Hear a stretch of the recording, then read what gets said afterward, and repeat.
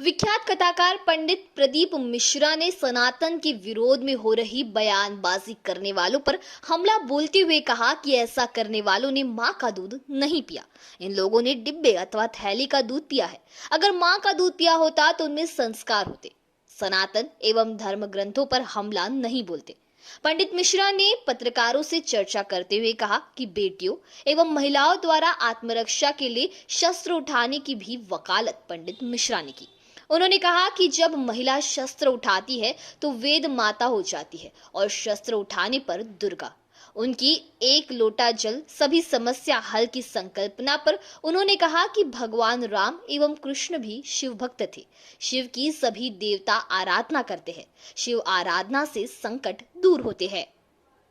विरोध करने वाले जो बयानबाजी में विरोध कर रहे हैं, हम तो कहते हैं कि जो माता का दूध पिया हुआ होता है ना, वो कभी हमारी रामायण, भागवत गीता या सनातन धर्म पर उंगली नहीं उठाता।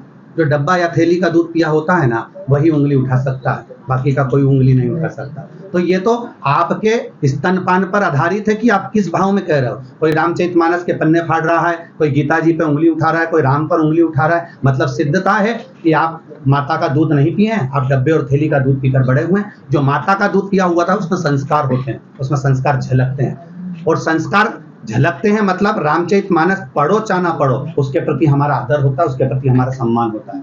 हम घर से निकलते हैं तो अपने माँ बाप को चरण छू कर जाते हैं। हम घर से निकलते हैं तो अपने बच्चों के सिर पर हाथ रख कर जाते हैं। ये हमारे घर का संस्कार है, जो हमको झलकता वो दिखता है। हमने अभी भी कहा, भैया ने प्रश्न किया था तो हमने वही बोला है कि जो सनातन धर्म की ध्वजा लेकर चलेगा, पूरा राष्ट्र उसके साथ चलेगा। अब उसमें सनातन धर्म की ध्वजा लेकर अगर मोदी जी चल रहे हैं या कोई चल रहा है तो पूरा राष्ट्र उनके साथ चल रहा है। जो सनातन धर्म से पीछे हट गया या अन्य धर्म की ओर जागृत हो जाता है या उसका आकर्षण वहां हो जाता है, तो फिर हमारे सनातनी भी कहीं ना कहीं निर्णय देने के लिए आतुर होता है। भगवान हमारी माता रानी दुर्गा भवानी, वेद भी उठाइए तो वेद माता कहलाइए, शस्त्र भी उठाइए तो दुर्गा कहलाइए। स्वयं की रक्षा के लिए जब शुंभ निशुंभ सामने आ गए माता के, और माता से कहते हैं हम दोनों में से एक से विवाह कर ले, तब शुंभ निशुंभ के शब्द सुनकर माँ भवानी अंदर गुफा में जाती है और भगवान शिव से कहती हैं कि मेरे से विवाह करने के लिए शुंभ निशुंभ आए और कहते हैं कि एक से विवाह कर ले, नहीं तो तू मर जाए। तब भगवान शंकर कहते हैं मुझे उठकर जाने की जरूरत नहीं है, आप में वो बल है। हर नारी में शिव समाया होता है और हर पुरुष के अंदर एक शक्ति समाई होती है।